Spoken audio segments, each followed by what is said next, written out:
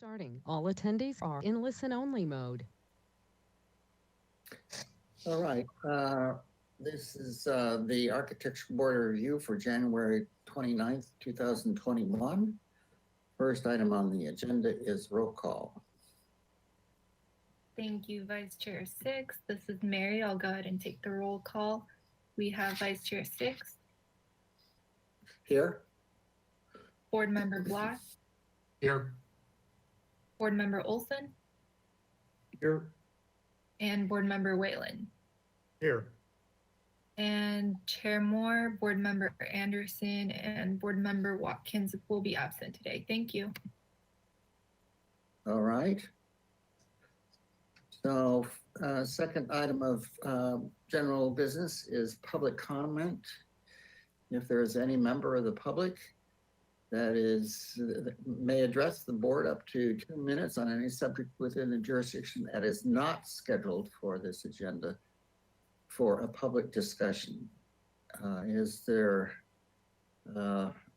Christina, you want to take care of the instructions here, please? Thank you, Vice Chair Six. If you would like to make a public comment, please use the click on the raise lower your hand icon on your GoToWebinar control panel. I do see a few members of the public that have logged into the webinar. I'll just give them a minute to see if they would like to do any general public comment. I don't see that they'd like to make general public comment. And all right, thank you. I just wanted to say we didn't receive any written correspondence either. Thank you. Okay, thank you very much. With that, we will close the public comment general portion meeting and move on to announcements, requests by applicants for continuances or withdrawals, future agenda items and appeals.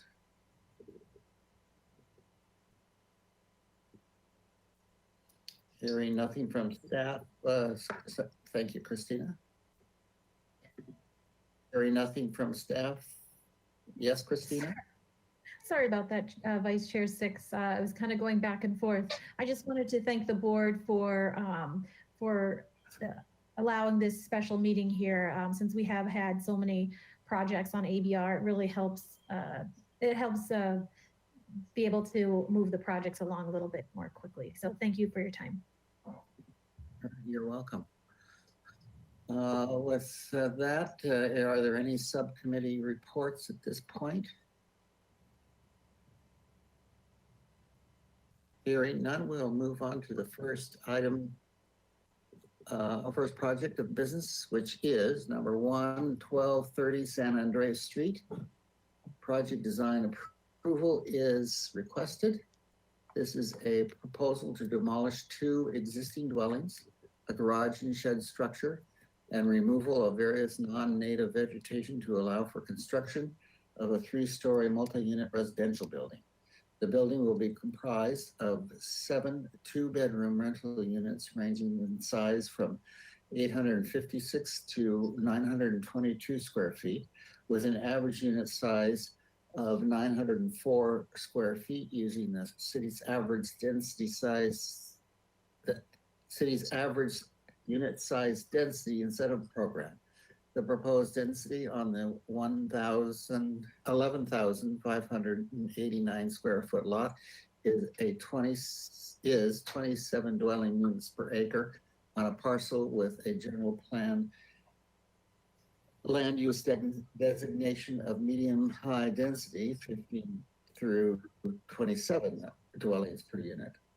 The project includes 7 individual parking garages totaling 1,562 square feet net, a trash enclosure, site utilities, mechanical, electrical, and plumbing systems, relocation of the driveway and new landscaping and hardscaping throughout. And the project includes a request for a waiver by the Architecture Board of Review to allow for a 3-foot interior setback reduction for covered parking on lots 55 feet or less in width. Project design approval is requested. Project requires consistency with the project compatibility criteria and the following guidelines: design guidelines, infill design guidelines, outdoor lighting design guidelines. Project was last reviewed on July 13th, 2020. So if we have our applicant here, and perhaps if staff could give us the motion from last time. So the motion, I don't know if I need to, well, I'll read through this. The board appreciates the overall design of the project and feels as though the direction of the project is appropriate for the site based on the conditions of the neighboring parcels. The board would like the applicant to study locations of the windows in relation to adjoining parcels and ensure the privacy between neighbors is maintained. The roof form should be studied to potentially break up the large mass of visible roofing on the northwest. The board looks forward to seeing the project's design mature. Provide accurate streetscape elevations of the adjacent buildings to determine if this is an appropriate height and scale. Provide street elevation with adjacent properties to verify the height of the project is appropriate to the neighborhood. The board accepts the landscape parking waiver. The board finds the project exempt from story poles based on finding C. The proposed structure will not involve blockage or substantial reduction of an important public scenic view. And the final item was show how details of the new fencing and hedges will be handled. So if we have our applicant here and can proceed with their presentation. Thank you, Vice Chair Six. Actually, at this time, I would like to introduce the city staff planner for this application, and that is Ms. Pilar Plummer. So she can give some remarks on this project. Thank you. Ms. Plummer? Thank you, Mr. McGuire, and through the chair. This project was reviewed by your commission once prior to this meeting. During that time, the applicant has been working to be deemed complete, and they were recently deemed complete. And the project is ready to receive an action at this hearing at this commission's discretion. I'll just ask you to consider in your hearing today, I know you commented on it at the last hearing, but this project does require a waiver by the Architectural Board of Review to allow for a 3-foot interior setback reduction for covered parking on lots 55 feet or less. And in addition, I would like you to consider the project compatibility criteria, as if you are going to be making an appealable decision here today, you'll need to consider that criteria and include it in a final motion. And I'll turn it over to the applicant. Thank you. I'm here for any questions. Thank you.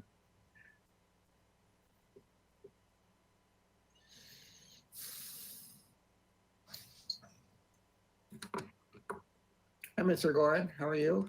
Are you ready to, and Mr. Gilliland. Thank you. And Riviera. Please, Right. your- Great. So I would like you to please put up the exhibit that we submitted this week. That is the entire streetscape exhibit.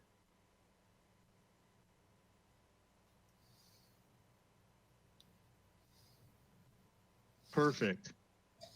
So I'm just going to talk about neighborhood context again. You guys saw all of the aerial photos last time, and the additional exhibit you had requested was a study of everything along the street in this neighborhood to see how this proposed development was going to fit in with it. So we created this study, went out and photographed all the buildings, calculated all the heights using our Disto laser meter, which has a really solid height calculation function on it, and also picked up all the setbacks of all the structures up and down the street, and sort of went the same distance each direction from the project to give you an idea of what's there. So basically what you can see from this, and if you've walked out there, you've experienced, is that most of the structures in the neighborhood are 2-story structures. There are some 2.5 and 3-story structures out there. They're all up at setbacks that are 10 feet, 12 feet for the most part. The structures that actually have the largest setbacks are the single story structures, or that is especially this little on this narrow lot next to us that you just have a front facing garage. But all the more recent structures, multifamily structures, are all 2 stories and up, and at about 10-foot and 12-foot setback. So this shows you the front elevation massing of everything and the setbacks of everything, and then the straight down aerial photo there is provided for reference. And then Keith included some of the photographs that we took in the field. And I believe you can even see our height notations on those things, which are what I had provided to Keith to create this exhibit. So I think this exhibit demonstrates that our structure is compatible with what's in the area. We do have a 3-story structure right on the other side of the park from us that's roughly the same height as our proposed structure. And I think this is going to fit in, and that this demonstrates it. And with that, I'm going to turn that over to Keith to go through the detailed architecture changes we made. Okay, thanks, Jarrett. Yeah, what I'd like to do is walk you through the architecture, and in the process, just kind of refresh everyone's memory, and then touch on the responses to the previous comments. And then when I'm done, I think we can have Chris walk you through the landscape. So why don't we go to, I believe it's page 4, the site first floor plan. So as you may recall, this is a long, narrow lot with a dog leg that goes back to the creek there. The only real changes to this site plan from what you saw previously is down at the unit entries there, where those stairways are, we kind of chamfered the corners there. And this was in response to transportation to, better facilitate the parking maneuvers into the garage, given the narrow site. So that's one small refinement from what you saw last time. And it kind of has the benefit of sort of opening up the entries more, making them more visible, entries to the unit. The only other change in the site plan from what you saw previously is on the right-hand side there are refuse enclosure. Previously, it was attached to the building and parallel, kind of running east-west. And when we got into the grading design and the biological study of the creek behind us, it seemed like it was more beneficial to rotate the enclosure to make it parallel with the slope, which minimize any retaining walls at the top of the creek bank there, and then also therefore the impacts on the creek. So now it reads more as kind of a freestanding pergola that sort of terminates the vista down the auto court. That's pretty much it for the first floor plan. If we can go to the next sheet 5. And we have the second floor down on the lower drawing there. The only real change here, it's a little subtle on the drawings, but on that long northern wall, what we've done is done periodic furring out of the wall. That occurs above those lower floor roof projections. So now we have a wall that, rather than one continuous plane, is now broken up by these furred sections, so that you have a series of broken up planes along that northern edge. And that also gives us an opportunity to get a little deeper recess on some of the windows on that facade too. So that goes to just adding more scale on that side of the building that the board had some comments on last time. And if we can just pan up to the second or the third floor drawing there. The only real change here, and this is also in response to the board's comments last time, is that on the northern half or the upper half of the building here, the sloped tile roof portions that are over the stairways to the third floor, those have been minimized in width to break up that continuous roof plane that the board commented on last time. If we can go to the next sheet, 6, the roof plan, I think that shows that a little clearer. So on the north side of the building, the gable roof that slopes down was more continuous before, so you had a continuous plane that kind of jogged along that edge, and so by bringing in those sections over the stairs, you no longer have that continuous roof plane, but you have kind of a series of separate planes. So if we can go to the next sheet, please. So these are the kind of views from the street. So the upper drawing shows the kind of 2-story residential massing that we have at the street that was evident in the streetscape drawing. The lower right there, the only kind of real change there is you can see the kind of larger chamfer at the garage opening there. That's that chamfered corner, and we have kind of a corner arch that sort of transitions from that chamfer to the floor above. So those have been kind of opened up. That's evident in this drawing. See how that third section of second floor wall breaks the wall plane there, and then also how the sloped portion of the roof on the north side isn't continuous, but broken up by the flat sections. And it's a little subtle here. You'll see it more clearly in the next set of images, but the parapet along that northern side has been varied. So the height changes, and then also the edge detail changes with the different heights of the section. So this lower parapet height at the third wall has this kind of cornice detail. And again, this is in an effort to kind of give a little more variety and break up the scale of that wall. And if we can go to the next sheet, please. Okay, Mr. Riviera, you're halfway through your presentation, so save time for I'll the landscaper. I'll speed it up here then.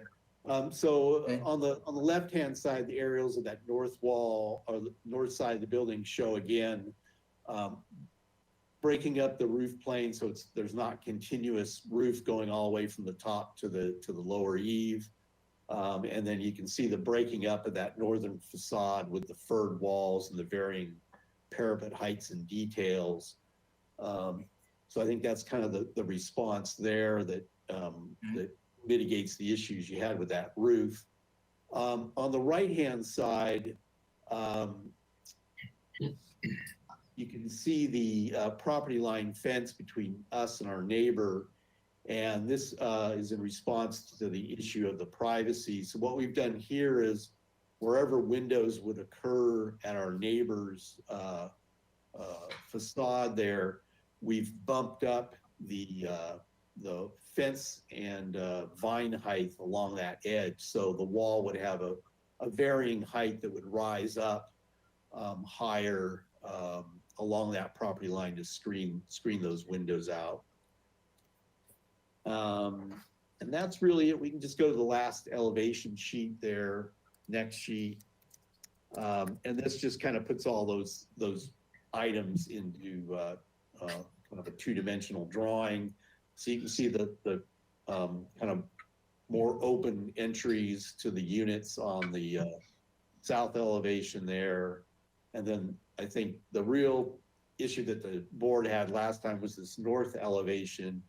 And again, you can see how we've broken up the roof, and the moves with the parapets and the wall planes have really taken what was a continuous kind of mass and plane before and broken it down into smaller pieces. So that's really about all I have for the architecture, and I'll turn it over to Chris.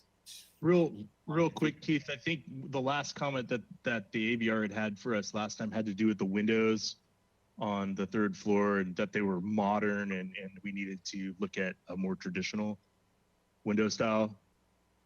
Yeah, good point. Yeah, thank you, Jared. Yeah, so the upper floor windows, we've broken up into kind of a more traditional tripartite sort of arrangement that are separated by stucco wall and giving them kind of a smaller scale than what they had previously. Okay.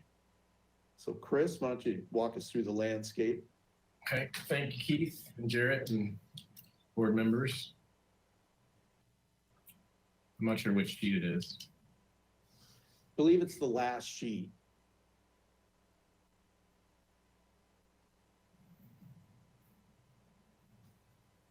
Nope, there we go, second to last.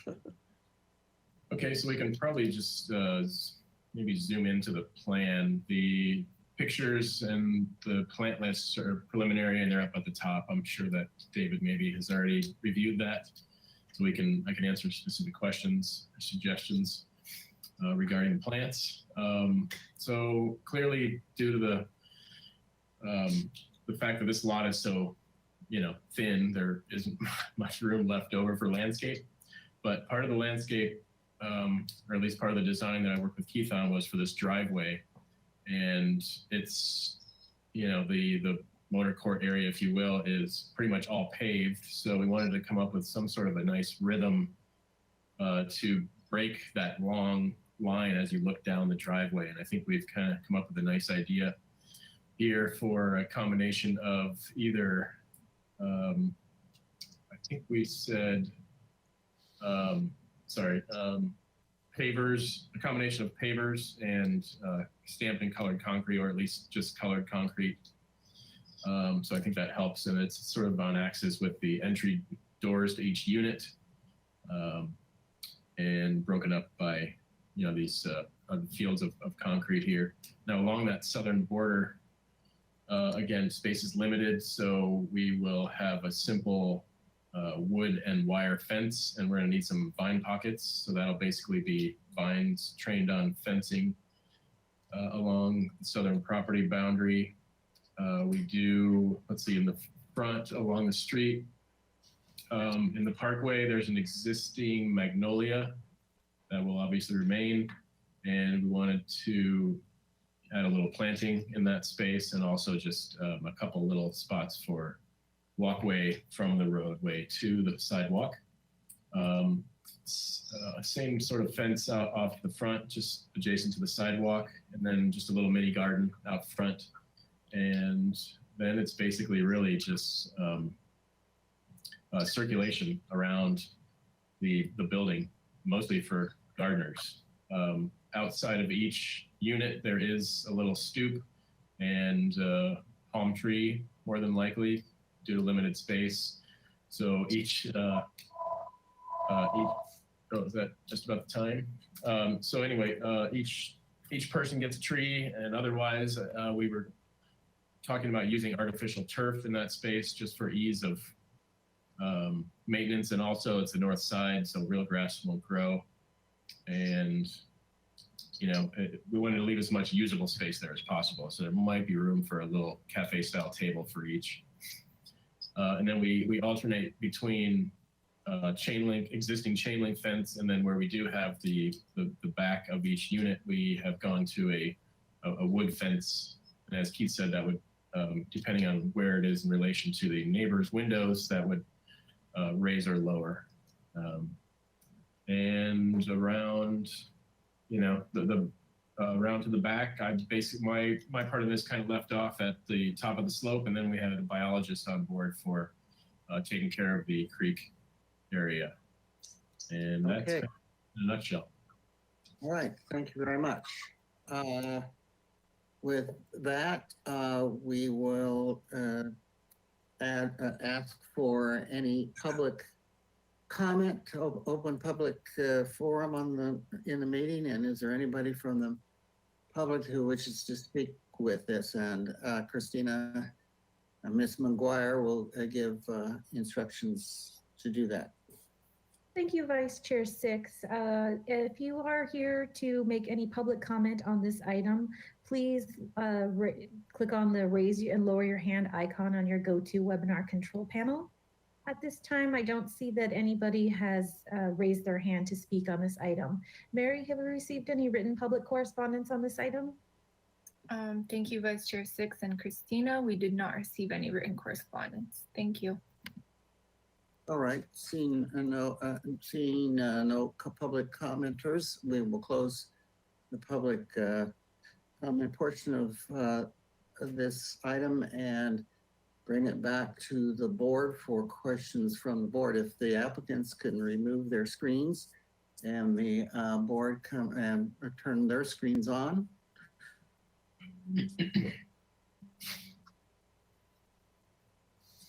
Okay, so we'll just start in row of how I see you guys. So David, do you have any Yes, thank you. questions?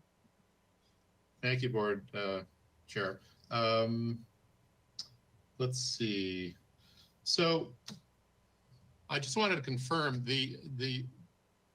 along the entry drive off San Andres, where you're showing vines on the fence. So essentially what you're going to have is vine pockets. Is that what you're proposing? Correct. So there's no continuous planter along that property line, is there? No, we tried, but we just don't have the space for it. Okay. And then you talked about that fence along that driveway is going to be wood frame and wire. That's the current proposed, yes. I guess my question is, are you confident that's going to provide enough privacy between this project and the adjacent one-story residential? I mean, if you're just depending on, I mean, as opposed to if it was a wood fence, let's say, Right. or more immediate. I'm just trying to imagine what that's going to look like on day one. It's probably going to take a couple of years before the vines cover and really provide any kind of privacy between the two. Right. So I'm a little bit concerned about that. So, and then also, just as a functional matter, how is the trash enclosure going to be serviced? Is there enough dimension in that driveway? They're going to get a trash truck to come all the way down the driveway? No, the dumpsters. Pardon the interruption, Vice Chair Six.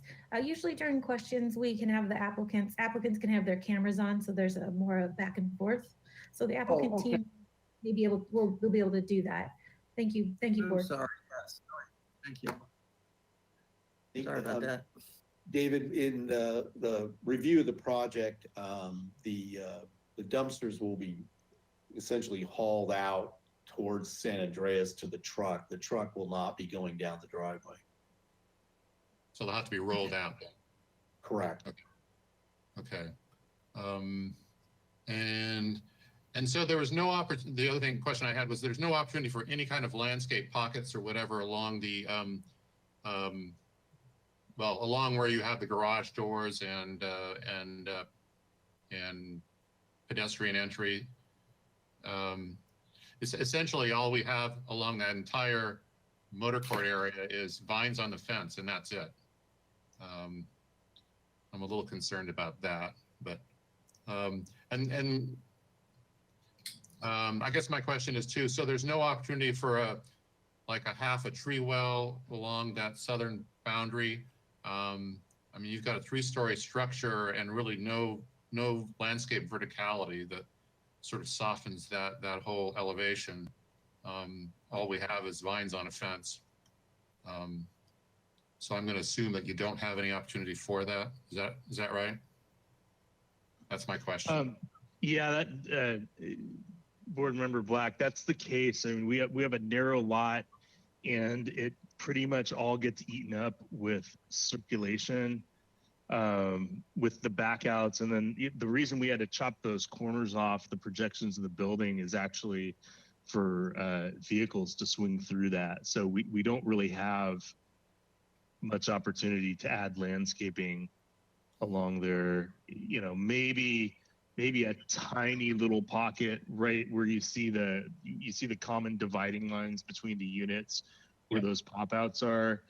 it's possible we might be able to get something really small right there because the car, the radius doesn't swing through just that one precise spot.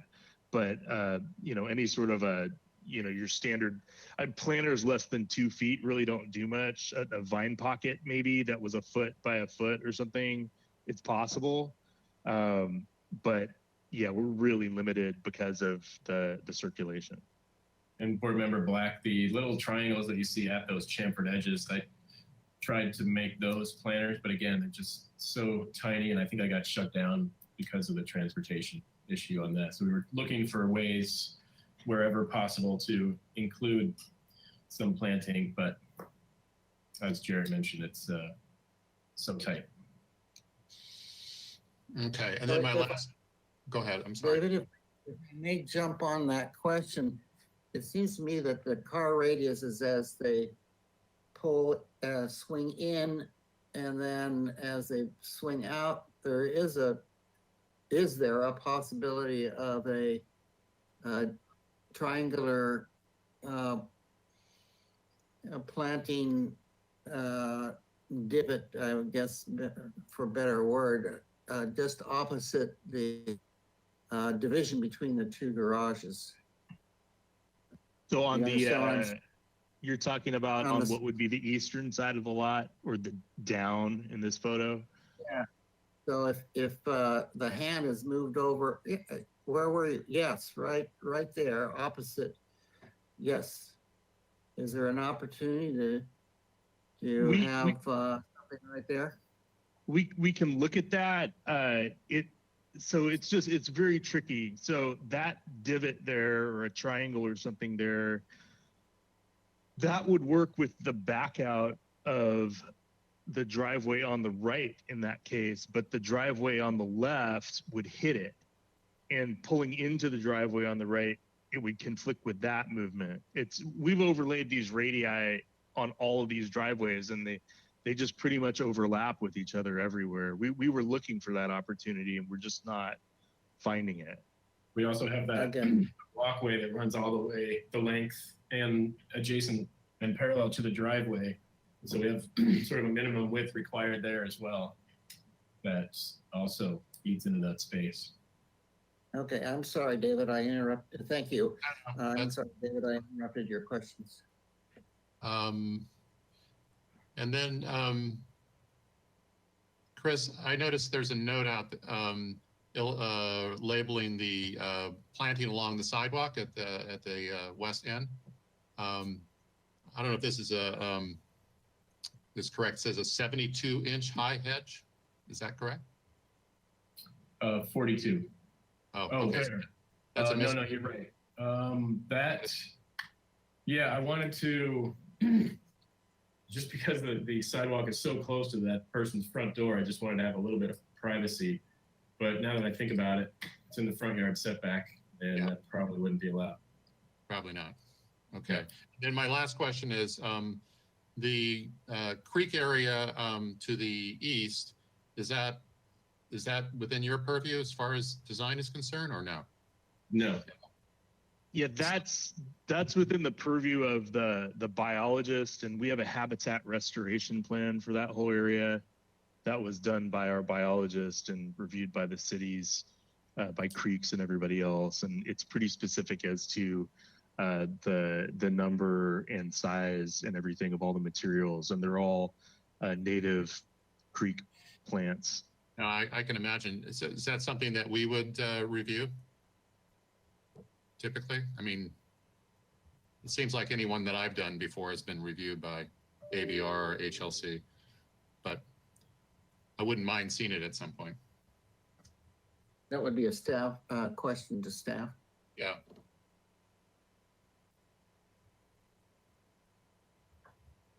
Staff here. Oh, Thank there you, commissioners. So the plans do include some information about the habitat restoration plan and the biological report that was submitted for this project. As Mr. Bourne said, it was reviewed by planning and by our environmental analyst and by Creeks Division. there's information about it in this current plan set. I think it's on page 2. But as far as deviations from that, they were reviewed by our environmental analyst. So that's really the person who accepts the conclusions of the report Okay. in this case. Okay, I'm done. Thank you. All right. Thank you, Dave, Mr. Black, Mr. Olson. I have no further questions. All right, Mr. William, Whelan. That guy. Yeah, my question tears off of Mr. Black's. Is there any part of the program, either for the proponent or the restoration of the creek, to prevent access? That western or rather eastern end is fenced off, so there won't be any pedestrian access to that rear portion, and that's part of the habitat protection. Thank you. That's my only question. Vice Chair Six, Yes. I wonder if Yes, we Will. could put up the motion from the previous meeting so that we could review what was asked of the, yes, thank you. I would just like a minute to read this again. In the meantime, I'll go on with my questions. Well, I need the, we go back to plan, Mr. Olson? Yes, I Or do you have finished. You have further? Yes. You have a further question? I do not. Okay, thanks. I don't know what sheet it is, but you had a section that was had a sight line from the balcony to the neighbors to the south. Correct. Right. Yeah, there. Now, that lower, very lower right-hand section, it doesn't seem that, you know, we're getting much privacy if those are the windows. So this idea of up and down on an 8-foot high fence, what are we saying here? Well, the intent would Yeah. be that we could raise that up and get the plant material up to screen that. That is kind of the worst case condition, that if you're at the edge of the deck, obviously if you're further back or inside the house, you're not going to be looking into that area. Okay, and let's stay on this. The idea, I wish that there is, or do you have another section that shows the angle at the windows on the second bedroom? I mean, those seem awfully low sills. Is there any advantage to having those slightly higher to where the views are restricted down to those windows? I don't think any raising of the sill is really going to, you know, have any significant impact on a sight line there. Yeah, anybody standing near the window is going to have the same sight line, whether the sill is 42 inches or 0 inches. Correct. Yeah, I guess as I think through it, that's correct. All right.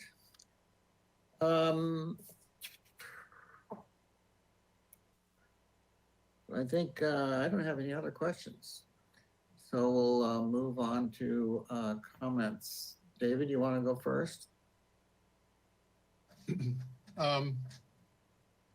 Well, I think architecturally, I think, you know, it's a very nice project. I really do have some concerns about, I mean, this section sort of illustrates it best.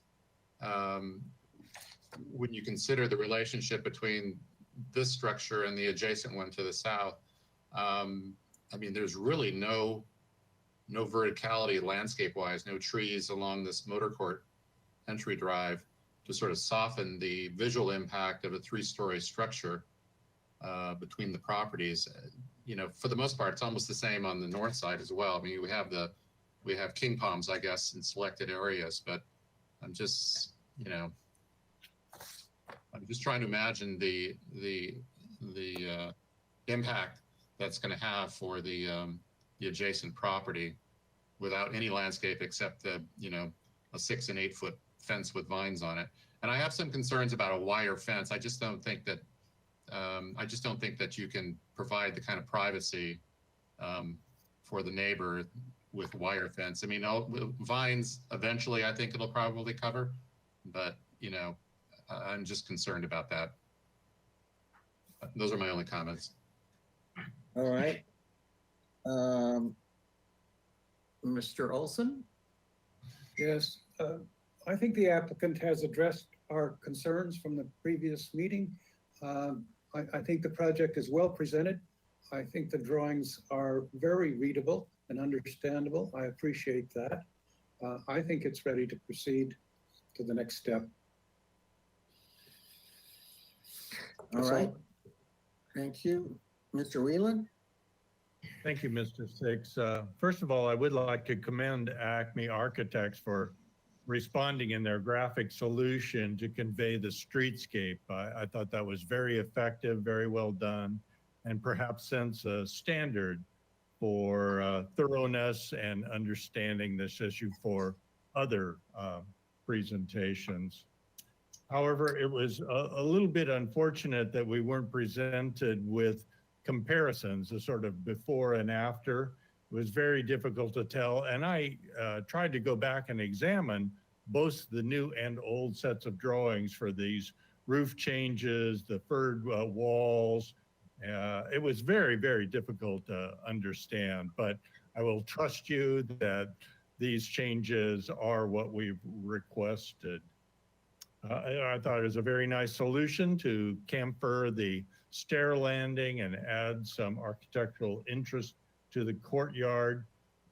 I do think it's unfortunate that the trash dumpster has now precluded any view down to the natural area beyond. And if I may be permitted to suggest that this become a pergola and that the two trash containers face one another and there's a viewing opening between them, somehow that frames and acknowledges the creek beyond, I think would be a real asset to the residents here.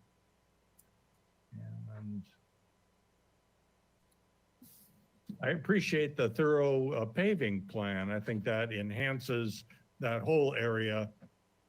However, as others have stated and lobbied for some landscaping and some change upon the wall, the fenced wall, the border that is, I understand the limitations. That's all of my comments. Thank you, Chair Six. Okay, thank you, Mr. Whelan.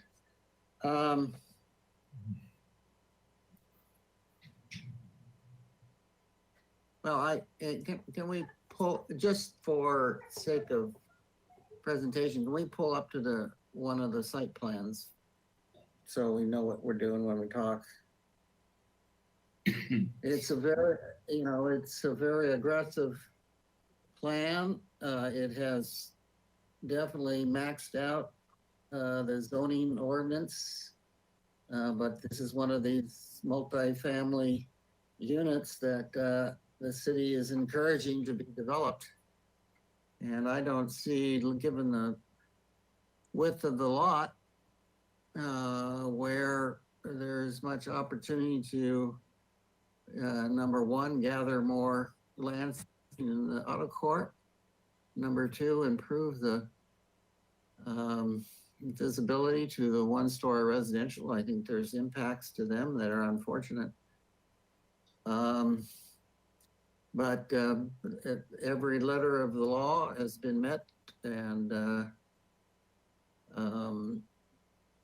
I don't to a point where there's no wiggle room. To ask for, I think that if we ask for more landscaping, it's going to be very tiny little bits here and there that perhaps could be reviewed at consent. Let's back up. We're here for PDA. PDA, okay. So we need to determine whether additional landscape is, thank you, additional landscape. I guess that's the only, oh, and maybe I don't see any other way to resolve the visual of the impact to the neighbors to the north, but if those are part of our motion, I think we can review that next time at final. And we go to one of the three-dimensional perspectives looking at the front with the garage doors. Yeah, see, if you take your right bingo,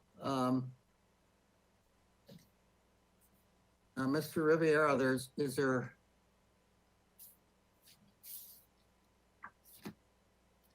so these cantilever balcony beams come all the way out from the garage, face of garage that's in way back.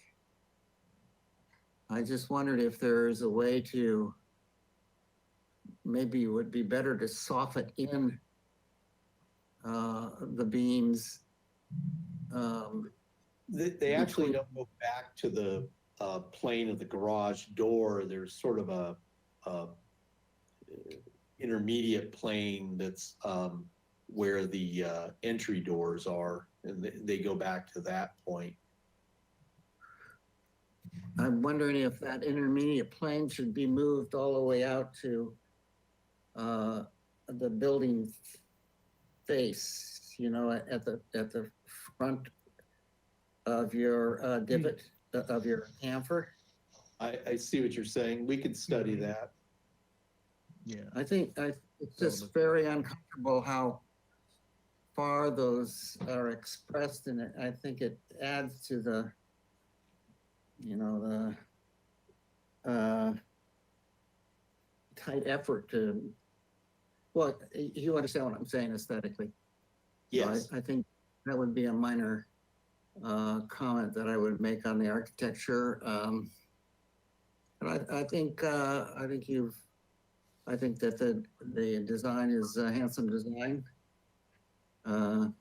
It's within what we want to see in these residential units.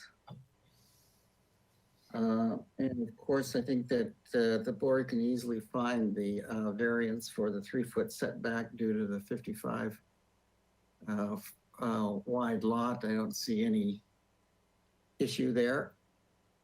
So as I see it, gentlemen of the board, that we only have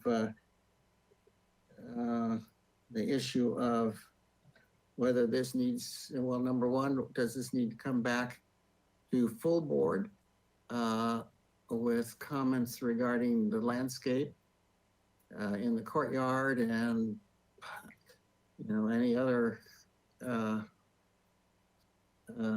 ways to soften that court and the visual impact to the neighbors. I think there was another minor thing about the inappropriateness of high hedges in the front.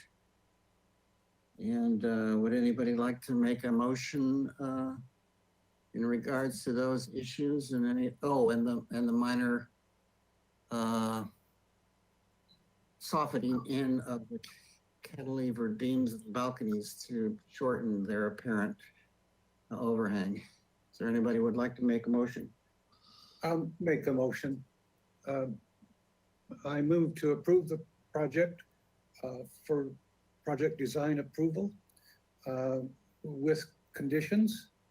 And Vice Chair Six, would you give me a hand here with those conditions so that we might include, I think you had 3 of them there at the end that we might include in my motion. Okay, number one is to eliminate and find other healthy planting for the front yard that does not avoid a hedge. Number two is to find other opportunities for planting in the courtyard. Number three is find other opportunities to, if there is any, to more protect the windows and privacy of the neighbors to the north, and in particular, provide a opaque fence rather than a wire fence. And fourth, to restudy the length of the cantilevered beams supporting the second-story balconies on the south elevation. And fifth, given the width of the lot, the waiver for 3-foot setback at the north and back of the garages is acceptable. Now we have to decide whether this comes back to full board or to consent. My motion would be that it would go to consent. All right. Do I have a second? Oh, go ahead. I was going to second the motion unless it's been done. David seconds it. Miss Plummer? Thank you, Vice Chair Six, and to the motion maker, Board Member Olson, if you would include in your motion the project compatibility criteria, it would Yes, be I will. appreciated. Yes, I will. Thank The you. project is in compliance with the city charter and municipal code. It's consistent with the design guidelines. It's compatible with the architectural character of the city and of this particular neighborhood. Its appropriate size, mass, bulk, height, and scale is appropriate. And it's sensitive to adjacent landmarks and historic resources of which we are not aware of at this point, but there are any. It does not obstruct public views of the ocean and mountains, and it has proper use of the open space and landscaping. All right, thank you. And the seconder, who made the seconder? That was me, David. You're okay with motion? I am. Shall we read the motion back? Please. Right, this is Mary. I'll go ahead and read it back. So the motion is for project design approval and return to consent with the following comments. Number one, eliminate and find other plantings for the front yard. Number two, find other opportunities for planting in the courtyard. Number three, find other opportunities to protect the windows and privacy of the neighbors to the north. Provide an opaque fence rather than a wire fence. Number four, restudy the length of the cantilever beams supporting the balconies on the south elevation. Number five, given the width of the lot, the waiver for the 3-foot setbacks is acceptable. And lastly, the project compatibility analysis criteria were made. All right, thank you. I think there's a few little minor corrections there, Mary. I think it's the privacy and windows, privacy to the people to the south. Is that not correct? And we're not gonna, in regards to landscaping in the front yard, I don't think we're gonna eliminate all the landscaping. We are going to exchange the hedge material for code compliant height material. Okay, I can change that. Okay, anybody else have anything that they see wrong with the motion as read. Under discussion, Vice Chair Six. So when they come back for final and consent, then all of the finishes and colors will be presented, the materials, I'm assuming? Because we haven't seen any of that. I think that comes back at final. Well, Well, yeah, but You're, you're talking about final consent, yes? is the maker of the motion okay with all materials and colors to come back to consent? Well, this is just PDA. It's not final. Mr. Olson, your motion reads that they can go to consent for final. That what you wanted to do? No, it was not what I intended. It was project design approval. I thought that's what I said, but I may not have. So you want it, so Mr. Olson, you want it to come, you feel that with the lack of materials and further detailing and materials, so forth and so on, it should have a full board review for final, correct? I was under the impression that they could come back to consent for PDA and then would have to come back to the full board for the final approval. Okay, you're missing, we're going to, okay, so then I thought your motion read that you were approved, you were giving them today project design approval. Were you not? I did.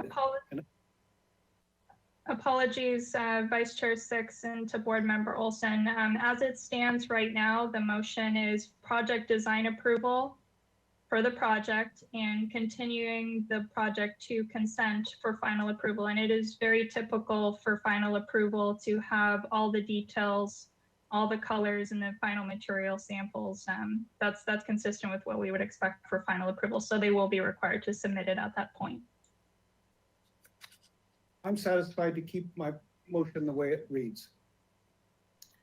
So we're not, so just to clarify your motion, Mr. Olson, they are coming back to full board for final approval with the comment, with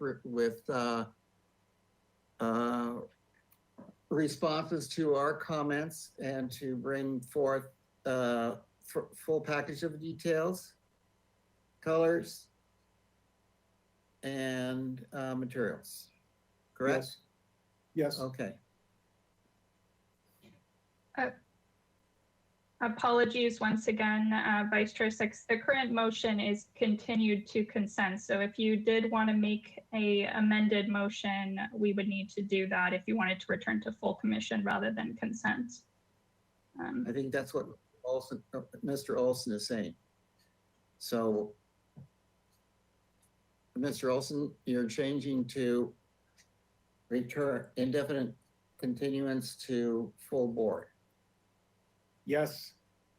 for Okay. final. And Mr. Black, you're okay with that? Seconded? Just so I understand, so there is no consent now. Now we're just going full board for final. Is that correct? That's correct.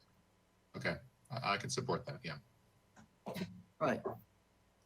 Thank you for the clarifications there. So we have a motion on the floor. We'll take our vote. All right, this is Mary. I'll go ahead and take the roll call vote. We have Vice Chair Six, Yes. Board Member Black, Yes, Board Member Olson, Yes. and Board Member Whalen. Yes. All right, the motion carries. Thank you. Okay, thank you. Thank you, applicants. Oh, Thank you. yes, this has been a, we gave this PDA, there is a 10-day appeal period for the public to appeal our preliminary design, preliminary project PDA. Thanks. Project design approval. Yep. Well, moving on. Our next is 825 De La Vina Street, project design approval. This is a proposal for a 4-story mixed-use project on a site currently developed with a private surface level parking lot using the average unit density size program. Project entails construction of a 19,767 square foot, 21 unit rental complex with 380 square feet dedicated to commercial floor area. Unit mix includes 5 2-bedroom, 10 1-bedroom, and 6 studio units ranging in size from 482 to 1,419 square feet with an average unit size of 775 square feet. 2 of the units will be designed for inclusionary housing. The proposed density on this 14,625 square foot lot is 62 dwelling units per acre on a site within the priority housing overlay, which allows between 37 to 63 dwelling units per acre. Proposal also includes 23 parking spaces and 32 bike parking spaces. This is before us for project design approval. The project requires compliance with the project compatibility analysis and the following guidelines: urban design guidelines, infill design guidelines, outdoor lighting guidelines.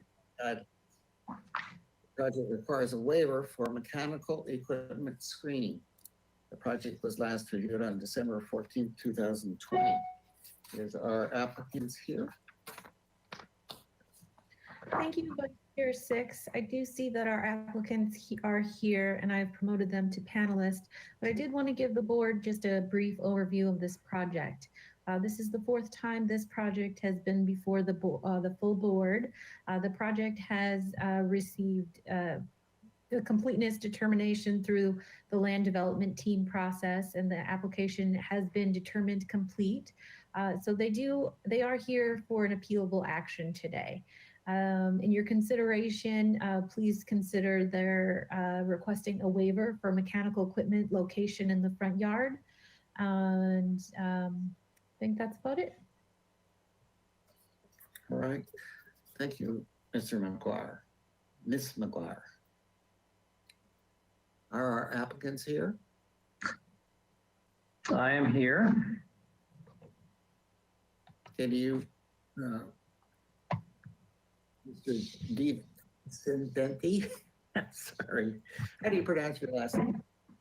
DeVicente. Okay. So would you like to go through these, the previous motion one by one? Or would you like me to read them all and you do your presentation? Yeah, Mr. Six, I think we talked about this. Perhaps if you read the minutes quickly, and then we found the best way is to maybe just make our way around the elevations and address them as we go rather than bouncing back and forth. If that sounds okay with you. Thank you, Mr. Mills. Our comments from last time, the mass, bulk, and scale, given the parameters of the project, are acceptable due to the fact that the front building is 3 stories and is similar to the just to the north. The unscreened transformer cannot be supported.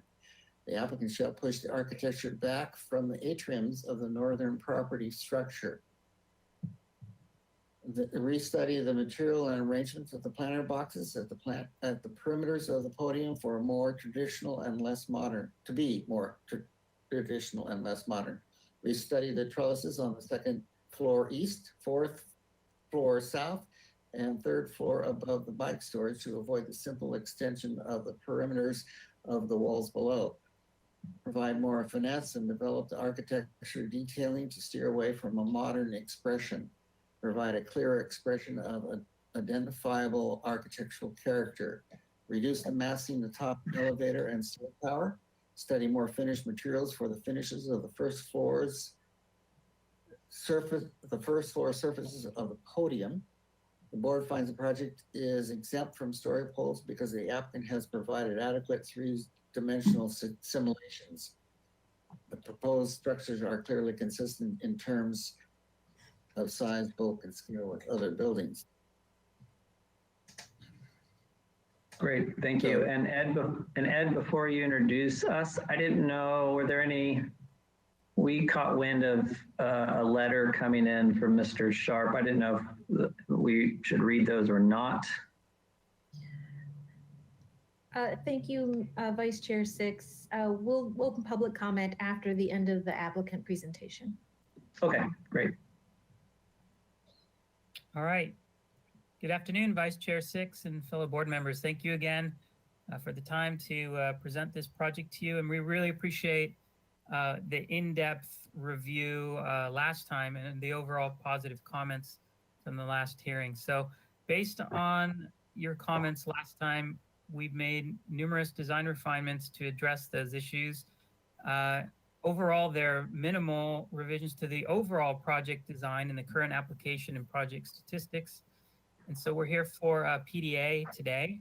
And I've got my partner, Ryan Mills, to present, and also with Blue Studio, Guillermo Gonzalez, our landscape architect. Great, thank you, Ed. Thank you. All right, Mr. Vice Chair. So we've really prepared three things for you today. Number one, which we'll cue first, is we have a PDF of neighborhood context. I think because of the comments of last time about architectural character and detailing, we'll take you through that. Then we'll take you through the architectural plans and how they changed. And then the third thing is the 3D massing. We've updated that and we'll take you through that last. So this, we don't need to spend too much time. I just wanted to kind of set the stage. So let's just a couple seconds each. We can just keep flipping through these. Adjacent neighborhood is Victorian. You know, the first couple are Victorian. We have Craftsman behind us, which we're going to lean into. And everything in between, as you keep moving through these, there's transitional architecture. Here's a newer project that kind of adopted that. You know, most of these are very adjacent to us on De La Vina. Some cottages, some 2 stories. Here's some of the siding, again, transitional. So there's sort of a range of, you know, some Victorian, some transitional, and then some true craftsmen. So we're going to take our cues from that. You can flip through. There you go. Let's just keep going. There's probably a handful more. Then a couple of these are, you know, a couple blocks away, but still good context for this area in general. It's a unique one, which I'm sure most of us are familiar with these. Okay, pause for a second.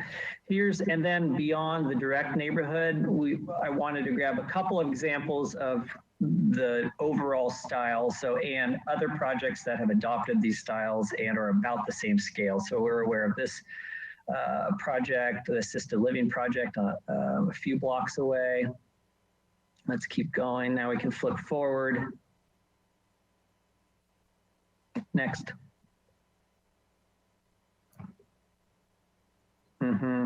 Keep flicking through. I think there's just a handful left. Let's keep, a few more clicks, a little quicker is probably fine.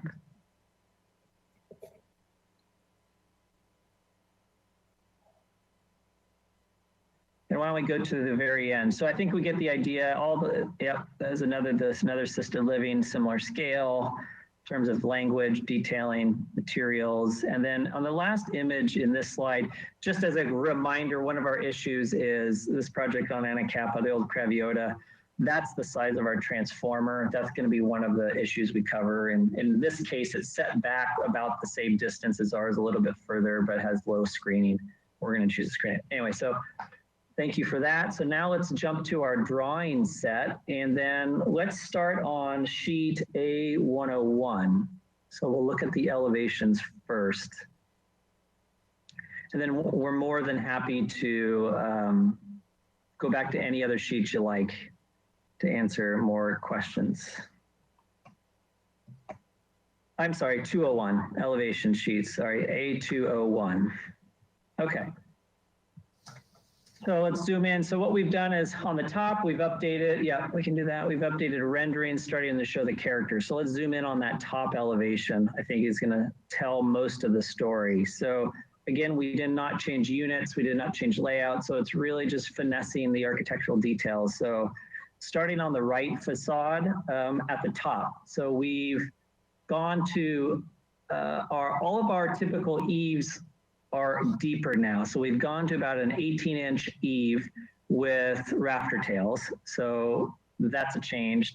On that top balcony, we're doing square double columns to a short rail on top of a parapet.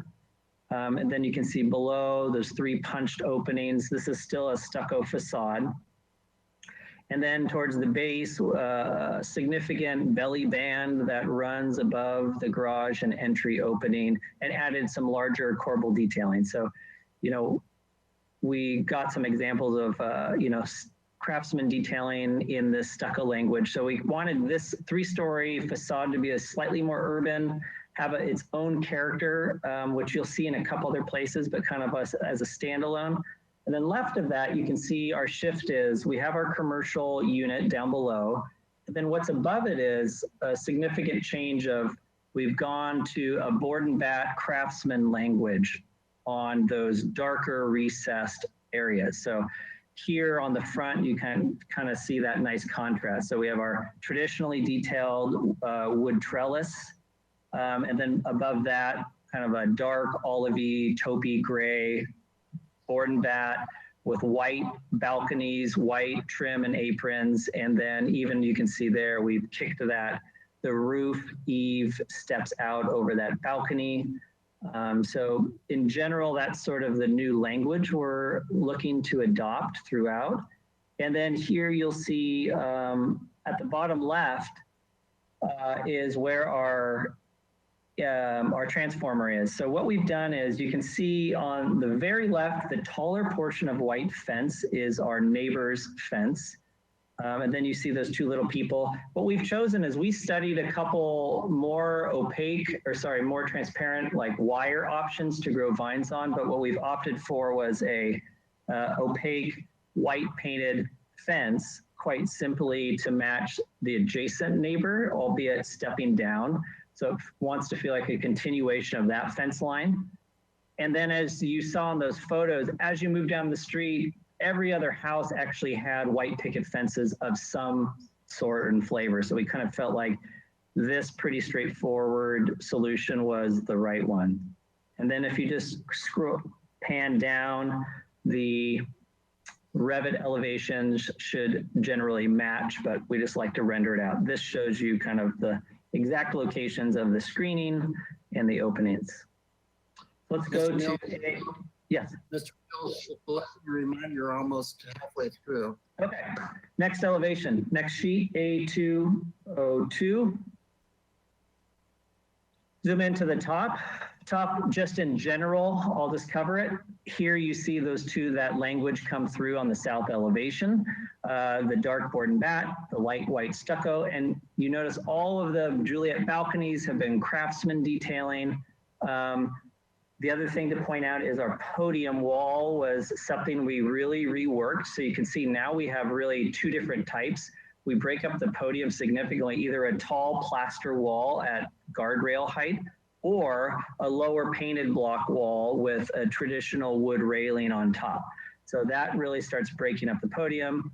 And then on the top floor, this is kind of one of the bigger moves. We had those flat trellises in front of our gables. We've eliminated that condition in these 2 middle facades. So we actually either have a fully covered outdoor space or nothing at all. So you'll see that in those 2 top areas. The facade on our left, the farthest to the rear, is still an open trellis. So we got rid of all of those semi-covered trellis areas. So let's go to the next sheet. Here's the rear elevation. We have reworked and added some of the landscape elements per your request last time. So again, stucco facade for the most part. On that 3rd floor, you can see we added a couple roofed eyebrows for shading.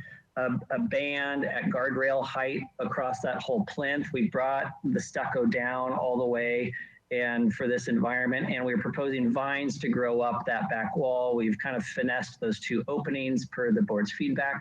Let's go to the next elevation. So here's our view to the north. Couple important things here. So elevator tower got minimized as small as we could make it. That was one of the board's comments. And then to the right of that, you notice that our old bike storage used to be 3 stories tall with a trellis. We have brought the entire thing down a level, so it's only a 2-story element, and we've eliminated the trellis altogether. That's one of the ways we're trying to accommodate the project to the north. Likewise, you see at the very front on the left, we have pulled the second floor patio away from that front atrium. So we further getting kind of a privacy concern away from there. And let's see, so let's move on. Those are the plans in general. So let's do this. Let's jump to the 3D views, and then I want to give some time for Guillermo with landscape.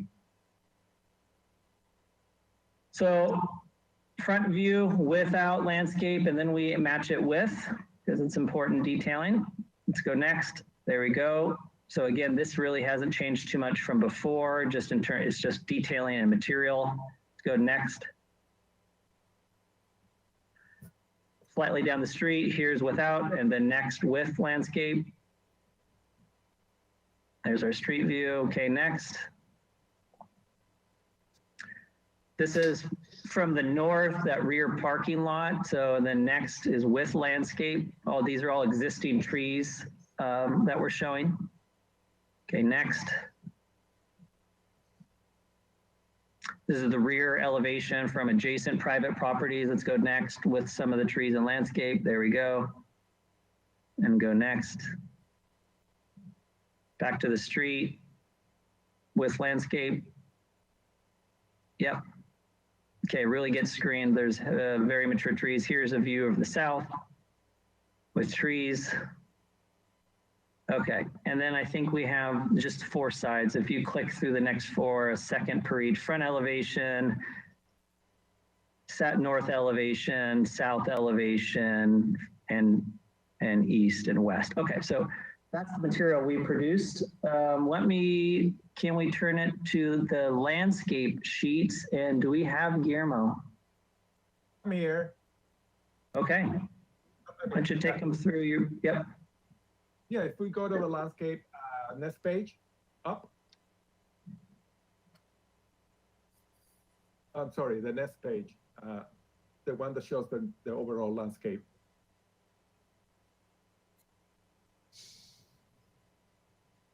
Okay, so just want to go quickly over the overall landscape. So here we've seen stacking the 2 stories.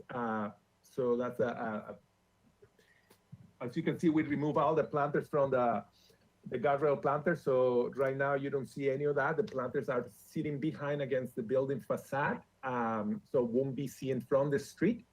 If you go to the next page, we also, one of the comments was that it was hard to understand the plan with the 2 floors on top of each other. So we separated. So clearly here you can see the level, the ground level and the second podium level separate. And you can see that connections to the backyard, courtyard, and the planting along the street with the screening for the electric transformer. So that's the main changes we did according to the comments we had. And with that, I'm done. Ready for any questions? Great, thank you, Guillermo. Okay, well, why don't we leave it there? It felt very quick, but we're happy to answer any questions or hit up any other sheets as you see fit. Ed, anything to add before our couple minutes is up? No, I followed along and we addressed all the minutes from last time. Certainly we can answer any questions the board members have. There's a lot of views that we can look into closely. So as you see, though, it was really just the massaging and a lot of the aesthetics that were updated. It really didn't impact the overall design. And then obviously in the front, we added the fence there to better screen the transformer in the front, which was a raised concern from last time. So with that, we appreciate can answer any questions that the board has, and we look forward to your comments and hopefully moving ahead today. Okay, thank you, applicant team, for your timely and informative presentation. So with that, I will close, I will open the oral public comment period. If there's anybody in the audience, in the public that wishes to speak, McGuire will assist you.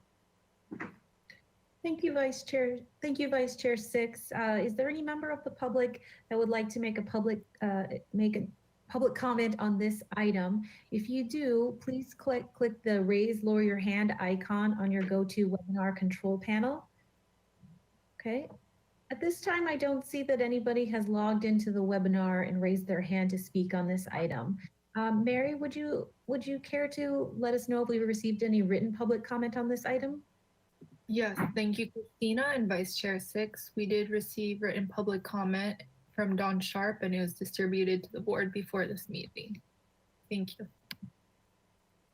All right, thank you, staff. So I will bring it back to the board for questions.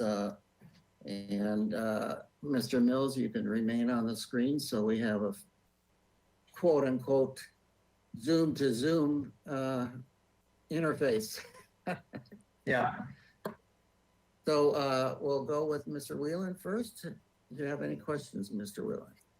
Thank you, Mr. Six. Yes, Mr. Mills, my question has to do with the garage openings at both the street and the rear. It isn't apparent that there's any kind of covering over the aperture. Could you talk about what's going on in terms of closure at both of those openings?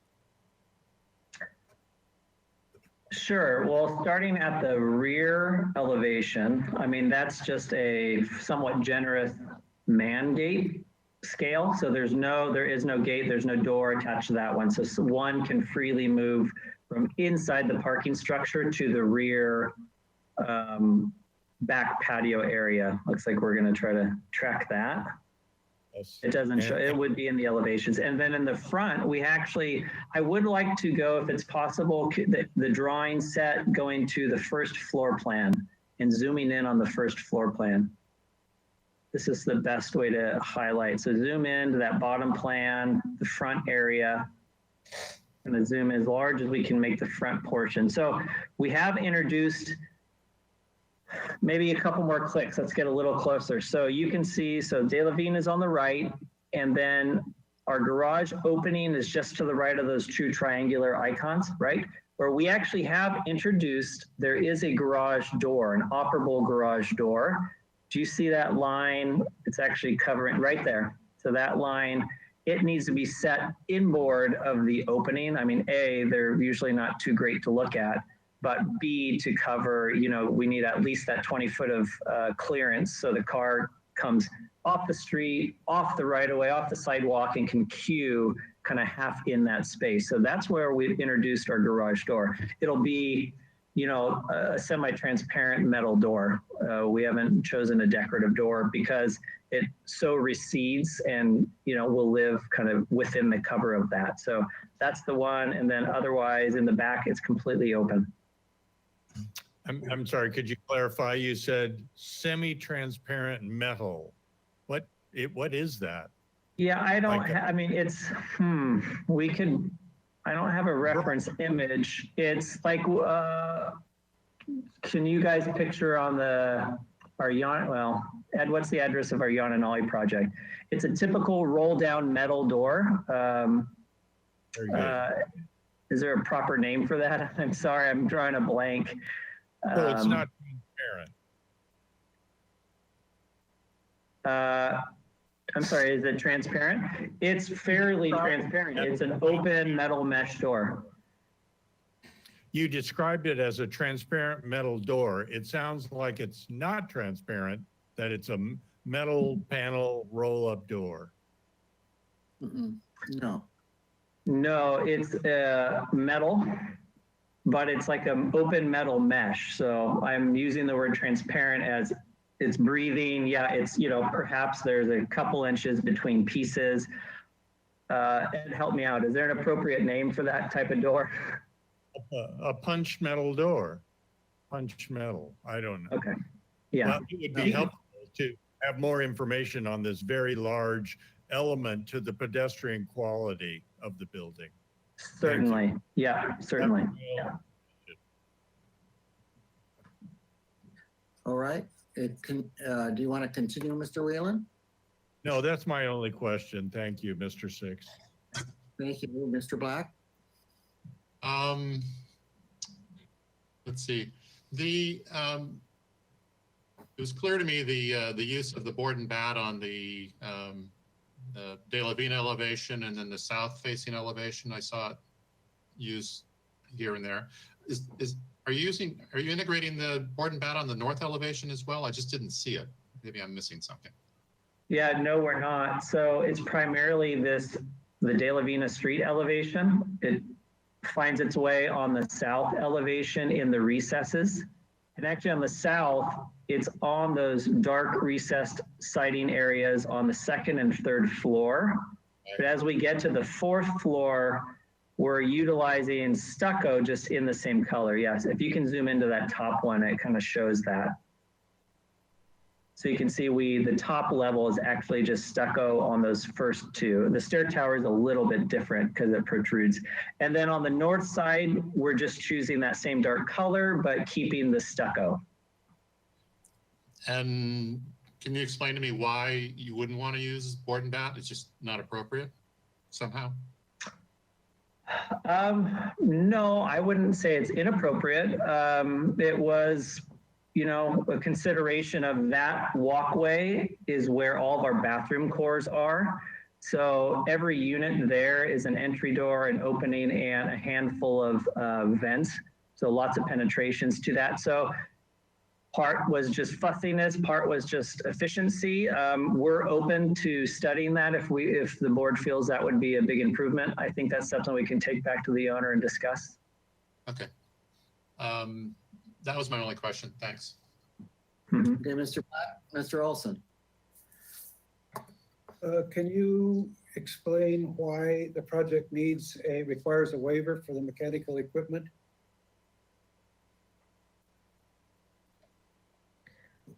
Where you would implement that waiver?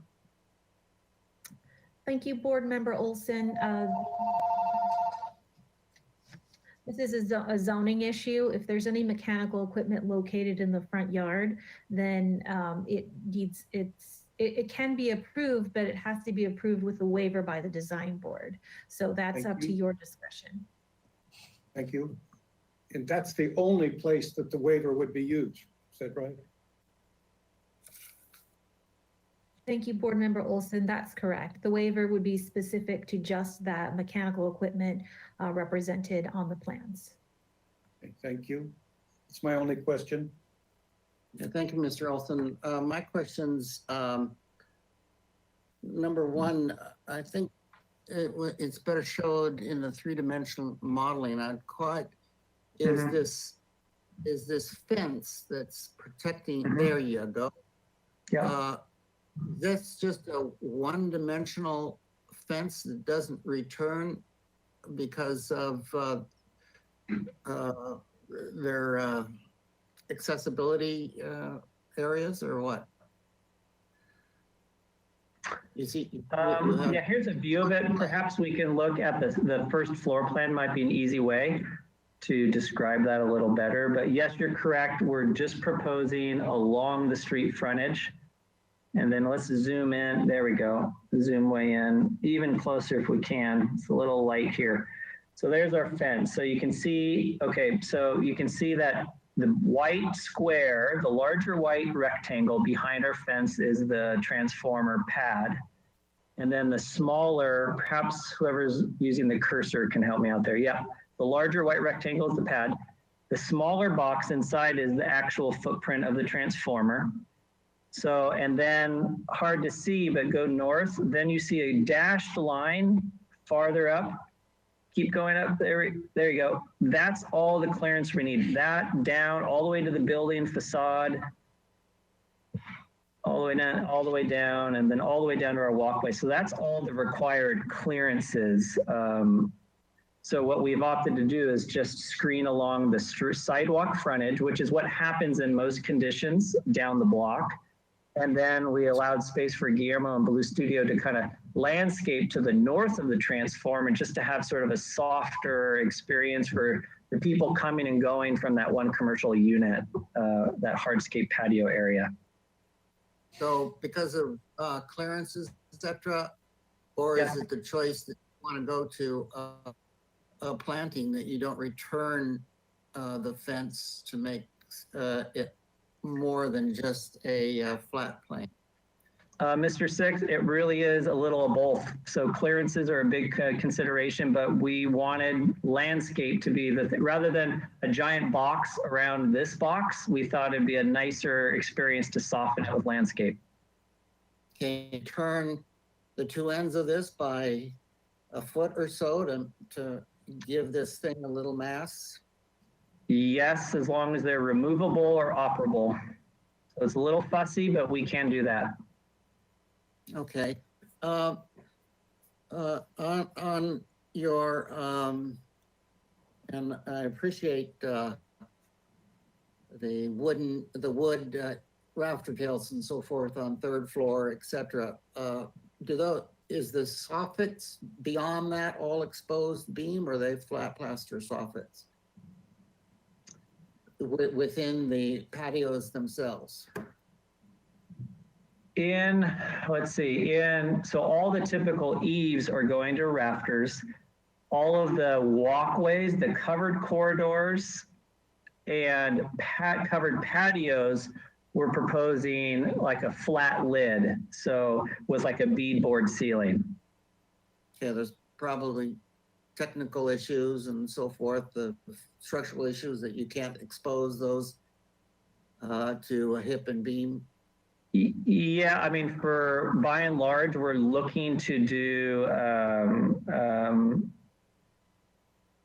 it was for our framing truss. We're utilizing truss systems through much of the fourth floor, so it might not be great to look at.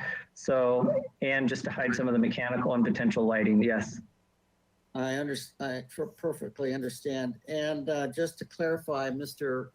Whelan's question in regards to the garage door, can that be is what you speak of have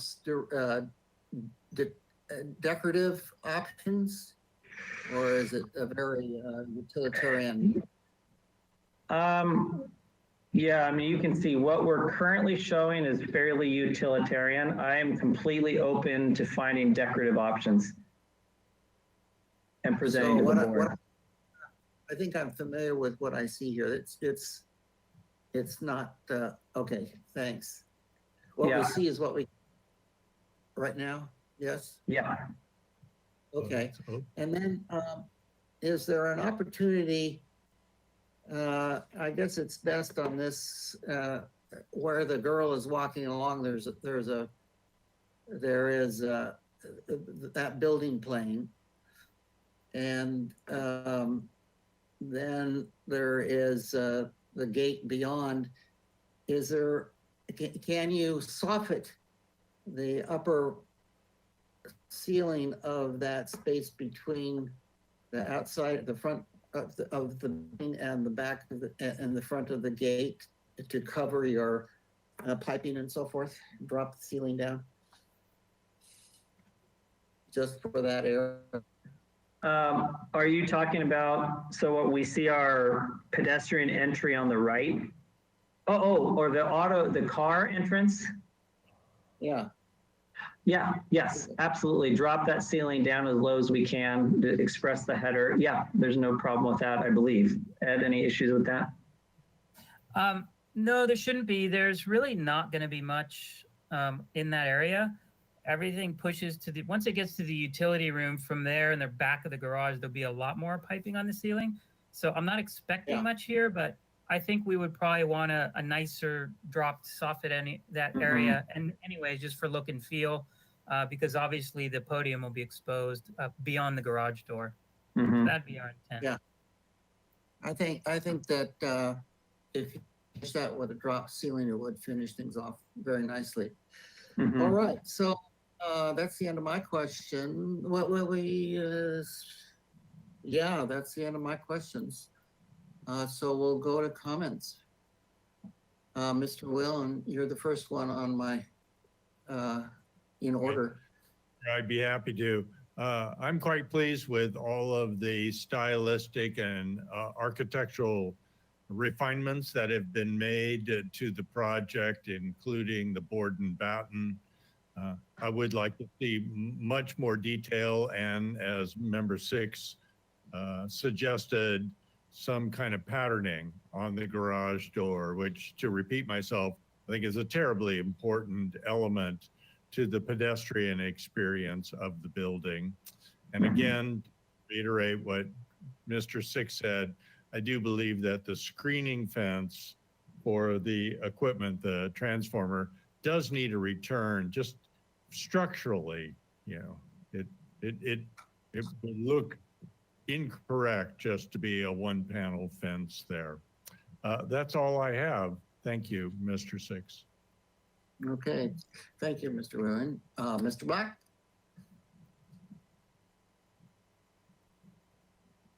You're muted, Mr. Black. Sorry, thank you. Yeah, I really like the integration of the board and bat, which is why I sort of wondered about why it wasn't on the north side as well. I think it's a nice detail, particularly when you've shown us those neighborhood buildings. I mean, what looks like 95% of them are all wood structures, and I think the board and bat really relates to the neighborhood effectively here. And yeah, I think it's come along nicely. It's a wonderful presentation too, by the way. I really enjoyed this. That's all. Thanks. Okay, thank you, Mr. Black. Mr. Olson? Yes, I think the elevations are much improved. I think the applicant has responded nicely to the concerns of the board from the previous meeting. I only have one concern, and that is that the elevations, the color rendering elevations of the front or the street elevations, they don't really reveal the extent of this magnitude of this building. And it's a very large building, and these tend to reduce our concerns about them, these kind of pictures, and I assume it might also reduce concern of some of the neighbors who might see those pictures. So I prefer elevations that do reveal the extent of the building. And that's all my comments. All right, thank you, Mr. Olson. My comments, I think that the refinement that this project's elevations, materials, and so forth have gone through since last time are very nice, and make the building mass and so forth a lot more palatable. So I really think that the architecture is great. You know, I think we've established early on that you know, taking even a few feet out of the lower or lowering the back portion of the garage, even a 2 feet was problematic. So we beat that horse to its death. And but the fact that, you know, that the front of this, you know, the front portion is, you know, 3 stories as opposed to the 4 stories in the back. And I think it's palatable to the neighborhood and to the neighbors. I don't need to remind the board and the public that this is that multi-housing beast that we're going to see more of because of the political and governmental regulations that are coming down. And I think this fits into that new expectations, and the architecture makes it a good example for the same. Detail, I think we've mentioned the details, the return of the screen at the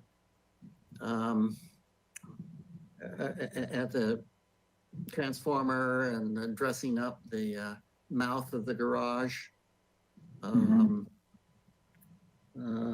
Other than that, I think my own feeling is that, and let me say that I appreciate the extra moves and responses to by the applicant of improving the third story trellises and the expression of the columns of those on the third floor on the south, and their willingness to take down one story and a trellis above the bike storage in the north, and the reorganization of and refinement of those perimeter metal planters along the edges of the podium.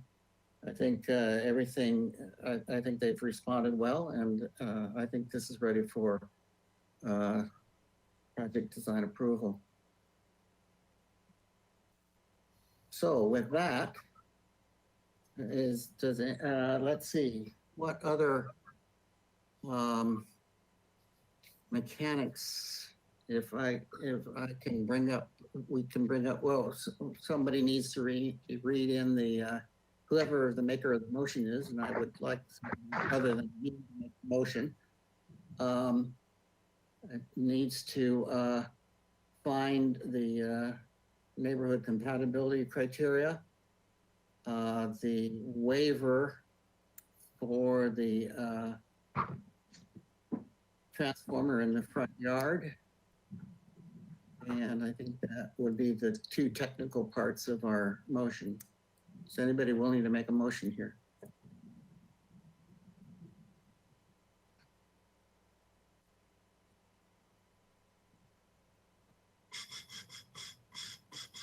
I'll give it a try with the guidance of Ms. McGuire. First of all, this won't be a motion to continue, right, Chair Six? It's a Yes. motion for final Yes. design approval. We have an option if all the board members, the majority of the board members find that the project is ready for project design approval, we can give that appealable decision today and have it come with final, with working drawings, et cetera, down the road. All right. Well, then I will try to the best of my ability to make a motion for project design approval today, and that it include a waiver for the mechanical standards that would apply to the front yard transformer. And that it is in compliance with the city charter and municipal code, that is consistent with their design guidelines, and that it is compatible with the architectural character of the city and neighborhood, and is appropriate to the size, mass, bulk, height, and scale. Additionally, it is sensitive to adjacent landmarks and historic resources. Don't think that it covers any public views of the ocean or mountains, but it is in compliance if it does. And its use of open space and landscaping is appropriate.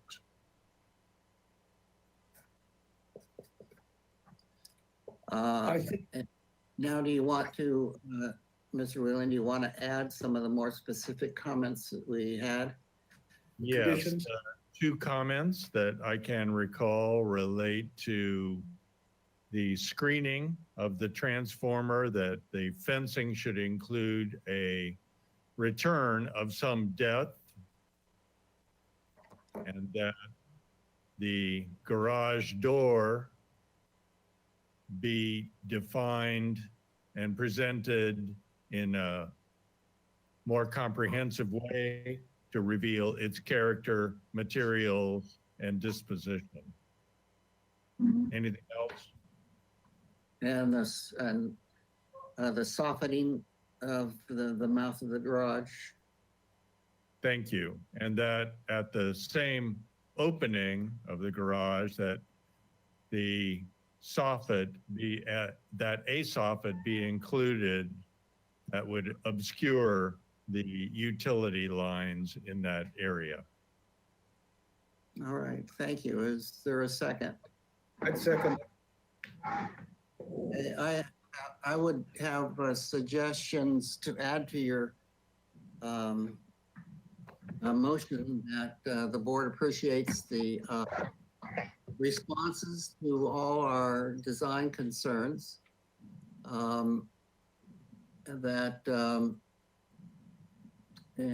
I think it would be more appropriate, Mary, if we include this with the historic under the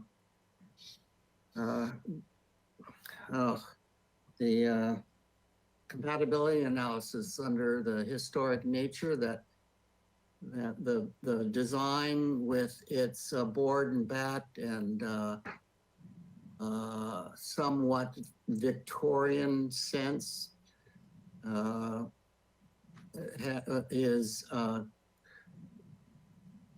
appreciates the historic quality of De La Vina. Is that okay with the maker? Those are fine additions. Yes. Okay. All right, so I think we have a motion. I would ask staff if we've missed anything technical. Thank you, Vice Chair Six. I think you hit all the points. Just wanted clarification. You wanted to come back to the full board, correct? That's correct, and I would assume that the applicant would ask for an indefinite. Is that correct, applicant?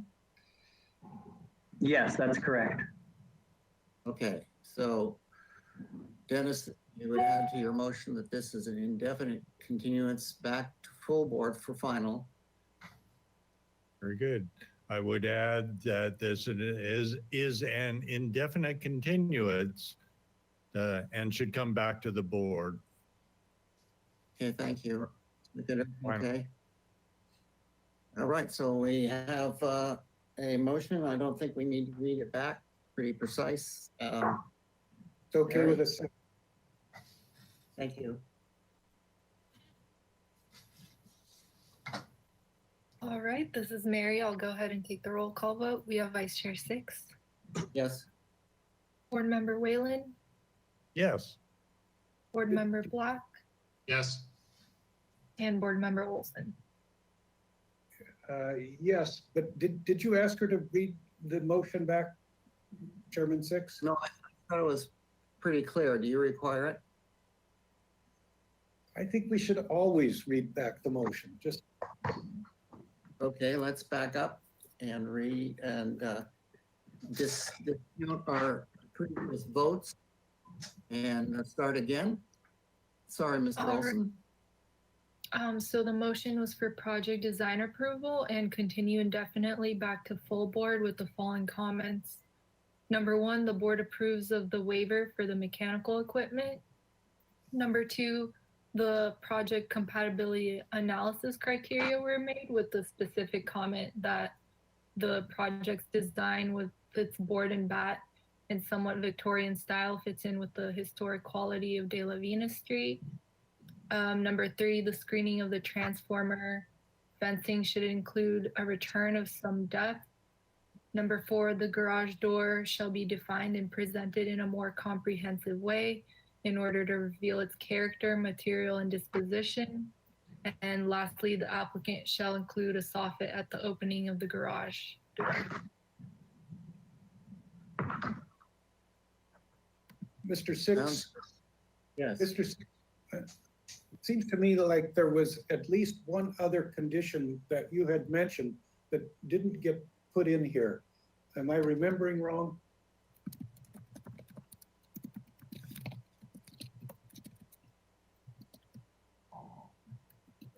That's a question for Vice Chairman Six. I can't think of anything. Okay, Is there anybody else that can remember anything? I'm satisfied with it as it reads. Oh, I think, Mary, we could include in the motion that the board appreciates the responses to the concern of the board expressed in previous meetings. Okay, Yeah. I'll add that in. Is that okay with the motioner and the seconder? Yes, All right, now I think we're ready for a vote. All right, so we have Vice Chair Six, Yes. Board Member Whalen, Yes? Board Member Black, Yes, and Board Member Olson. yes, All right, All the right. motion, thank you. And let me remind all that this project design approval is an appealable decision and can be made within 10 days. So with that, the last order of our business. Great, thank you. all. And close the architectural board review for January 29, 2021. Goodbye, Santa Barbara.